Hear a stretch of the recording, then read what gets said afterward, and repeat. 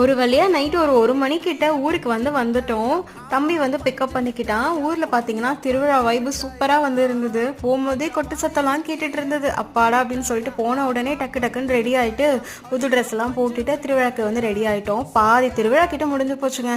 சரி சாமி எடுக்கிறதுக்குள்ள நம்ம போயிடணும் அப்படின்ற மாதிரி தான் நினைச்சு வந்தோம். கரெக்டா நாங்க வந்ததுக்கு அப்புறம் தான் பாத்தீங்கன்னா சாமி ரெடி பண்ண ஆரம்பிச்சாங்க.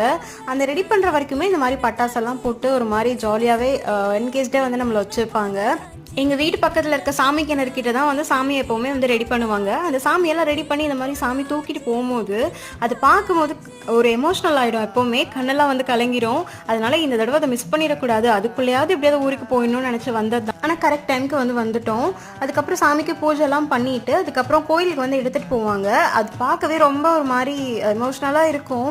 அடுத்தடுத்து திருவிழாவில் என்னெல்லாம் நடக்குதுன்னு உங்க கூட ஷேர் பண்ணிக்கிறேன். அக்ஷாவோட அவுட்ஃபிட் பார்த்தீங்கன்னா இதுதான். வீடியோ பிடிச்ச மறக்காம லைக் பண்ணிடுங்க. பாய்.